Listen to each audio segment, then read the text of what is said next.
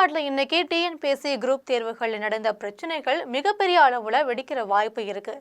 இன்னைக்கு தமிழகம் முழுவதும் மிகுந்த எதிர்பார்ப்போடு தொடங்கிய டிஎன்பிஎஸ்சி குரூப் 2A முதன்மை தேர்வுகள் யாரும் எதிர்பார்க்காத வகையில் பாதிலேயே ரத்து செஞ்சுட்டாங்க. ஒரு முக்கிய தேர்வா அமைய வேண்டிய இந்த தேர்வு நாள் நிர்வாக குளறுபடியாலும் தொழில்நுட்ப கோளாறுகளாலும் ஆயிரக்கணக்கான மாணவர்களுடைய எதிர்காலத்தையே கேள்விக்குறியாகிருச்சு. ஹால் டிக்கெட்ல இருந்த பதிவு எண்களுக்கும் தேர்வு மையங்களில் ஒதுக்கப்பட்ட இருக்கை எண்களுக்கும் இடையே ஏற்பட்ட பெரும் குளறுபடியே இந்த ரத்திற்கான முக்கிய காரணமா சொல்லப்படுது. சில மையங்கள்ல தேர்வு தொடங்கிய 1 மணி நேரம் கழித்து ரத்து செய்யப்பட்டிருக்கு. தேர்வுகளிடையே பெரும் கொந்தளிப்பே ஏற்படுத்தியிருக்கு இந்த விஷயம். மற்ற மாவட்டங்கள்ல பிரச்சனை இல்லை, சென்னையில மட்டுமே இந்த பிரச்சனை இருக்கு. சென்னையில் சிஎம்சி கல்லூரி, அரும்பாக்கம் சென்டர், நந்தனம் சென்டர் ஆகிய இடங்களுக்கு மட்டும்தான் ஹால்கள்லாம் மாறி மாறி வந்திருக்கு. தமிழ்நாடு முழுக்கவே இதனால தேர்வை ஒத்தி வச்சிருக்காங்க. மற்ற மாவட்ட மக்கள் தான் பாதி தேர்வுக்கு இடையே வெளியேற வேண்டிய நிலை ஏற்பட்டிருக்கு. பல மாநிலங்களில் ஆட்சி மாற்றத்திற்கே காரணமாக மாறியவைதான் மாநில அளவிலான அரசு தேர்வாணைய தேர்வுகள்.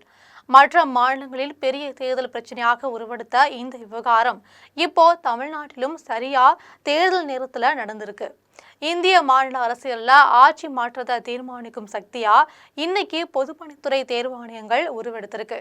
கடந்த 10 ஆண்டுகள்ல வெறும் நிர்வாக பிரச்சனையாகவே பார்க்கப்பட்ட தேர்வு முறைகேடுகள் இன்னைக்கு ஆளுங்கட்சிகளின் தளபதியை நிர்ணயிக்கும் அரசியல் ஆயுதங்களாவே மாறிடுச்சு. வினாத்தாள் கசிவு, தேர்வு நடப்பதில் குளறுபடி, தேர்வு முடிவுகளில் தாமதம் மற்றும் முறைகேடுகள் போன்றவற்றை கோடிக்கணக்கான இளைஞர்களின் கனவுகளை சிதைப்பது மட்டுமல்லாம தேர்தல் காலத்துல ஆளுங்கட்சிகளுக்கு எதிரான மிகப்பெரிய அலைகளையே உருவாக்கியிருக்கு.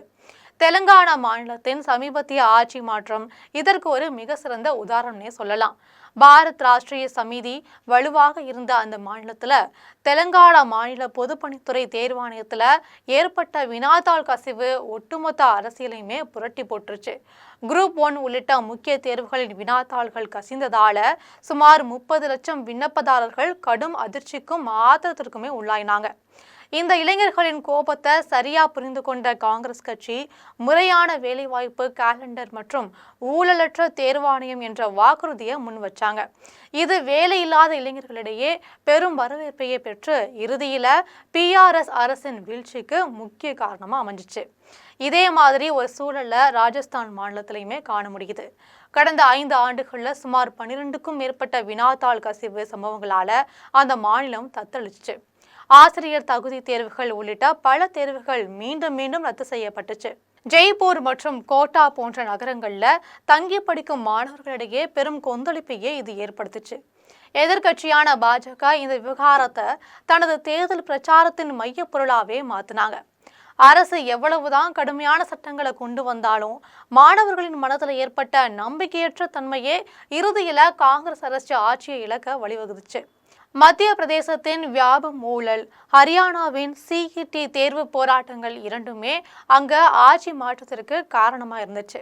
மத்திய பிரதேச தொழில்முறை தேர்வு வாரிய ஊழல் எனப்படும் வியாபம் ஊழல் 2013லேயே வெளிச்சத்திற்கு வந்தாலும் அதன் அரசியல் தாக்கம் 2018 சட்டமன்ற தேர்தலில் தான் உச்சத்தையே எட்டுச்சு. மருத்துவ நுழைவுத் தேர்வுகள் மற்றும் அரசு வேலைவாய்ப்பு தேர்வுகளில் அரசியல்வாதிகள் மற்றும் அதிகாரிகள் இணைஞ்சு செய்த மிகப்பெரிய முறைகேடு தான் இது. இதுல முறைகேடாக ஆள் மாறாட்டம் செய்து லஞ்சம் கொடுத்தும் பலர் பணிகளை சேர்ந்தது கண்டுபிடிக்கப்பட்டுச்சு. இந்த ஊழலோட தொடர்புடைய நபர்களின் மர்ம மரணங்கள் மற்றும் பாதிக்கப்பட்டவர்களுக்கு நீதி கிடைக்கல என்பதையே காங்கிரஸ் தனது முக்கிய பிரச்சாரமா மாத்தினாங்க. இது அதுவரை சுத்தமான அரசு என்று பெயரெடுத்திருந்த பாஜகவின் பிம்பத்தை சிதைச்சிச்சு.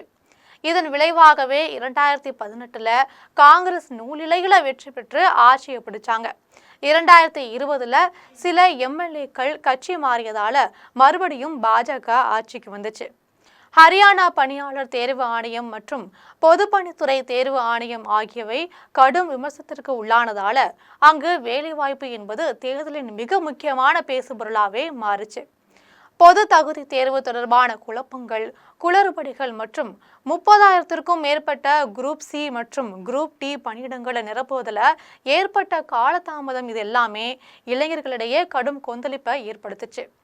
2024 தேர்தலில் ஆளுங்கட்சியின் செல்வாக்கு குறைக்க எதிர்க்கட்சிகள் கட்சி, பாட்சி, லஞ்சம் மற்றும் சிபாரிசு என்ற வாசகத்தை பயன்படுத்தினாங்க. ஆளுங்கட்சி மீண்டும் ஆட்சிக்கு தக்க வைத்த போதிலும் வேலைவாய்ப்பு தாமதத்தால் ஏற்பட்ட இளைஞர்களின் கோபம் கிராமப்புறங்கள் மற்றும் ஜாட் சமூகத்தினர் அதிகம் வாழும் பகுதிகளில் பாஜகவின் வெற்றி வாய்ப்பை வெகுவா குறைச்சிச்சு. இப்படிப்பட்ட நிலையில தான் தமிழ்நாட்டில் இன்னைக்கு டிஎன்பிசி குரூப் தேர்வுகளில் நடந்த பிரச்சனைகள் மிகப்பெரிய அளவுல வெடிக்கும்னு வாய்ப்பு இருக்கு. இன்று தமிழகம் முழுவதுமே மிகுந்த எதிர்பார்ப்போடு தொடங்கிய டிஎன்பிசி குரூப் 2 மற்றும் 2A முதன்மை தேர்வுகள் யாரும் எதிர்பார்க்காத வகையில பாதிலேயே ரத்து செஞ்சிருக்காங்க.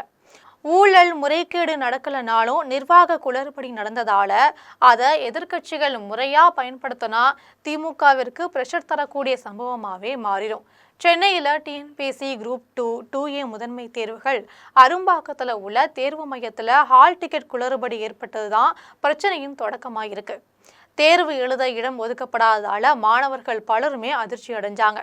நந்தனத்துல தான் இருக்கை ஒதுக்கீடு என கூறி அவர்கள் வெளியே அனுப்பப்பட்டதால தேர்வர்கள் சாலை மறியல்ல போராட்டம் செஞ்சாங்க. பூந்தமல்லி நெடுஞ்சாலையில் அமர்ந்து தேர்வு மைய அதிகாரிகளோட 700க்கும் மேற்பட்ட தேர்வர்கள் கடும் வாக்குவாதத்தில் ஈடுபட்டாங்க. இதையடுத்து சென்னை முழுக்க பிரச்சனை இருப்பது தெரிந்ததால் தமிழ்நாடு முழுக்க தேர்வு ரத்தாச்சு. முன்னதாக அறிவிக்கப்பட்ட அட்டவணைப்படி நேற்று பிப்ரவரி 8ஆம் தேதி மத்திய அமர்வுல கட்டாய தமிழ் மொழி தகுதி தேர்வும் பிப்ரவரி 22ஆம் தேதி பொது அறிவு தேர்வும் நடைபெறுவதா இருந்துச்சு. இருந்தாலும் இன்றைய குளறுபடிகள் காரணமா முதல் தேர்வு மட்டும் தற்காலிகமா ஒத்திவைக்கப்பட்டிருக்காங்க. தேர்வுக்கான புதிய தேதிகள் குறித்து டிஎன்பிஎஸ்சி அடுத்த 2 வாரங்களுக்குள்ள அதிகாரப்பூர்வமா அறிவிப்பை வெளியிடும்னு எதிர்பார்க்கப்படுது.